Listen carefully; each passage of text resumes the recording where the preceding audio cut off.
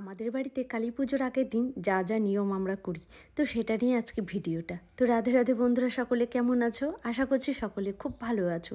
অনেক দিন পরে লং ভিডিওটা এডিট করছি আর পোস্ট করছি। আসলে কয়েকদিন বাড়ির পুজোনে এতটাই ব্যস্ত হয়ে পড়েছিলাম, সাথে না শরীরটাও খারাপ করে গেছিলো। কালী পুজোর উপোস, সাথে পুরো রাত জাগা, স্বাভাবিক শরীরটা তো খারাপ হবে। এদিকে আমরা রেডি হয়ে কিন্তু বেরিয়ে যাচ্ছি, আর এখানে বাবা ভোলানাথ আর মা কালীর জন্য ওই যে বস্ত্রগুলো নিয়েছিলাম সেগুলো নিয়ে নিয়েছি, আর সাথে আলতা সিঁদুর আর কিছুটা ফল নিয়েছি, আর গাছের পেঁপে নিয়েছি। এবার দরজা টরজা লাগিয়ে আমরা সবাই বেরিয়ে যাই। আমাদের না সেদিন বেরোতে অনেকটাই দেরি হয়ে গেছিলো, অনেকটাই লেট। যেখানে আমাদের বেরোনোর কথা ছিল 8টা থেকে 8:30টার মধ্যে, সেখানে আমরা বেরিয়েছি ওই প্রায় 12টার মতো, মানে 12টা তখন বাজে, 12টা কি 12:30। যেতে যেতে আমাদের প্রায় 2টো 2:30 বেজে গেছিলো।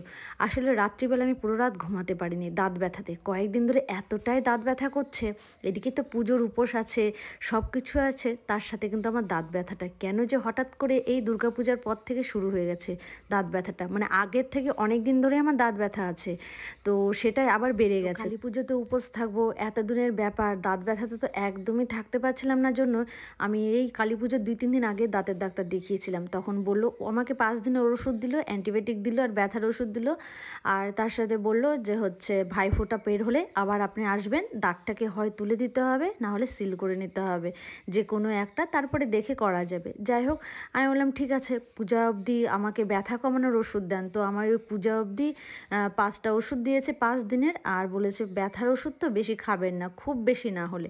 তো কয়েকদিন ধরে এইভাবে চলছি। যাই হোক, তারপর বাড়িতে চলে গেলাম 2:30টার দিক। গিয়ে যেটা কাজ, প্রথমে ড্রেস চেঞ্জ করে ফটাফট আমি নখটাকে খুঁটে নিলাম, দিয়ে তারপর স্নান টান করে এসে দেখি সঞ্জমে সবার খাওয়া হয়ে গেছে, শুধু আমি আর টুকা বাকি ছিলাম। ও একটু বাইরে গিয়েছিল কাজে, কিছু টুকটাক জিনিস কিনতে, আর আমি তো গেলামই কত বেলা করে।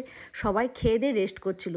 এখানে আলু দিয়ে, টমেটো দিয়ে, বড়ি দিয়ে তরকারি করেছিল, সাথে আলুর পাঁপড় ভাজা, আলু সেদ্ধ আর আতপ চালের ভাত। খেয়ে দিয়ে না আমি আধ ঘন্টা রেস্ট নিলাম, কারণ রাত্রে ঘুম হয়নি। তারপরে উঠে এইভাবেই তাড়াহুড়ো করে যেতে হয়েছে।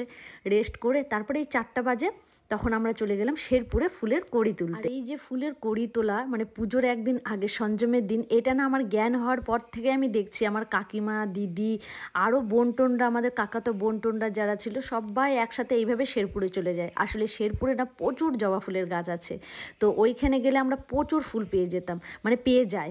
আর আগে তো ফুল কিনতে হতো না, এখন তাও অনেক ফুলের গাছ কমে গেছে। এখন শুধু আমরা চেষ্টা করি ওই যে ঠাকুরের মালাটা 108টা ফুল দিয়ে গাঁথতে হয়, সেটা যেন আমরা জোগাড় করতে পারি। এই ফুলের কড়িগুলো নিয়ে এসে বাড়িতে রেখে দিতে পারি, পরের দিন ফুটলে যেন মালাটাকে গাঁথতে পারি। তো যাই হোক, এখানে সবার গাছ থেকে কিন্তু আমরা কড়ি নিই, প্রত্যেক বছরে একবার করে যাই এই কালী পুজোর আগের দিন।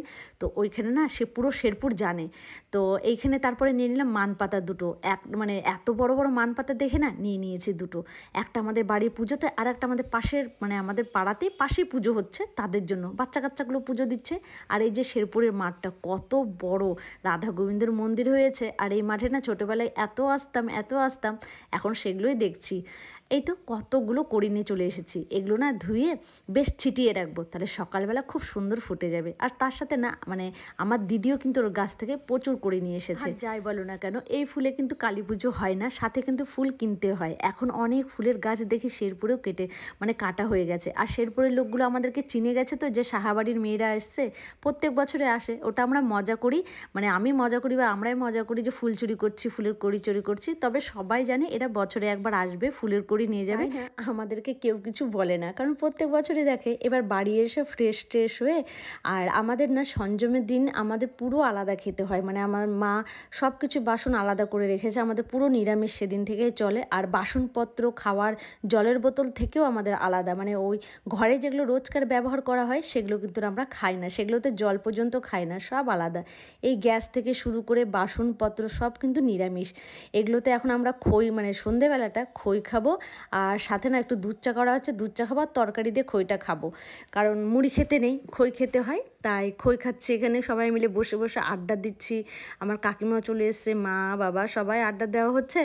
আর সাথে এখানে লাল চা হয়েছে, লাল চা আমার বাবার জন্য, ভাইয়ের জন্য। লাল চাটাই খায়, কারণ একটু গ্যাসের প্রবলেম আছে। আর ওরা কিন্তু উপোস নেই, যেহেতু এক জায়গায় চা করা হচ্ছে, তো আবার ঘরে গিয়ে করো, তো ওই জন্যই ওদের দুজনকে 2 কাপ চা করে দেওয়া হলে পরে কিন্তু আমাদের জন্য দুধ চা। আর এইদিকে আমি মুড়ি, মানে খইয়ের সাথে তরকারি, আলুর যে তরকারিটা হয়েছিল, আলু বড়ি, সেটা নিয়ে বসে পড়েছে আমি, আমার ভাইয়ের বউ, আর সাথে সাথে এদিকে আমার কাকিমা, আমার মা, আমরা সব এরা উপাসী আছি। আর আমার 2 দিদি আর এক কাকিমা আছে, ওই কাকিমা একটু পরেই চলে আসবে।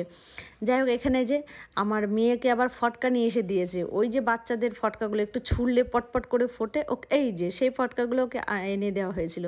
এখানে আমার ভাই আবার পুজোর সব বাসনগুলো বের করছিল, কারণ রাত্রিবেলা না যত পারা যায় কাজ আগিয়ে রাখা যায়, কারণ পরের দিন তো এত কাজ থাকে যে এগুলো করার আর সময় থাকবে না। আর সাথে এখানে আমার মামি আবার কতগুলো দুব্বো ঘাস পাঠিয়ে দিয়েছিল, এগুলোকে এখানে বাঁচা হচ্ছে। দিদি আর ভাইয়ের বউ বসে গেছে, আর এখানে প্রদীপ 108টা প্রদীপ তো লাগেই জ্বালাতে, সাথে আরও প্রদীপ লাগে, সেগুলোকে না জল দিয়ে ভিজিয়ে রাখা হয়েছে, কারণ পরের দিন যেন তেলটা কম লাগে। আর এখানে এবার আমিও বসে গেলাম দুব্বো ঘাসগুলো ভাজতে, আর এদিকে যে আমার কাকিমা আর ভাইয়ের বউ এদিকে বাসনগুলোকে পরিষ্কার করছে। আসলে যে যেটা পারছি সেটাই করে রেখে দিচ্ছি, কারণ যতটা বলে না কাজ আগিয়ে রাখা যায়, পরের দিন কিন্তু সত্যিই সময় পাওয়া যায় না, কালী পুজোর এতটাই কাজ থাকে। আমার ভাই কত সুন্দর সব ফটকা টটকাগুলো ঝাড়বাতিগুলো নিয়েছিল, আর আমার পুচকিটা এত আনন্দ পাচ্ছিল এগুলো দেখে যে ওর জন্য আরও বেশি বেশি করে মানে এগুলো ফুটাচ্ছে, ফটকাগুলো ঝাড়বাতিগুলো জ্বালাচ্ছে যেন ও আরও আনন্দ পায়। আর ওর দেখে তো সেই মজা নিচ্ছে, ও দূরে আছে কিন্তু কাছে আসছে না ভয়ের চোটে, আমার গদনুটা। এই তো এইসব হয়ে গেল। আর রাতে এবার আমাদের কিন্তু রান্নাও হয়ে গেছে, গরম গরমে তো আতপ চালের ভাত, আলুর পাঁপড় ভাজাটা আমার জন্যই হয়েছে, কারণ আমি একটু ভাজা হলে ভালো লাগে, সাথে মিষ্টি কুমড়ো সেদ্ধ, আলু টমেটো সেদ্ধ, পেঁপে সেদ্ধ, আর দুপুরের তো আলু বড়ি দিয়ে টমেটো দিয়ে তরকারিটা রয়েছে, আর সাথে ঘি, আর কি লাগে এরপরে লবণ। যাই হোক এটাই। আর আমাদের বাচ্চা কাচ্চাগুলো আতপ চালে ভাত খেতে ভালোবাসার জন্য সবার জন্যই একসাথে করা হয়। আর বাইরে এতই পোকা না যে আমরা ভিতরে এসে জানলা টানা লাগিয়ে দিয়ে ফ্যান চালিয়ে দিয়ে খেতে বসেছি, লাইটটাও কম জ্বালাতে হচ্ছে। নেক্সট ভিডিওতে দেখা।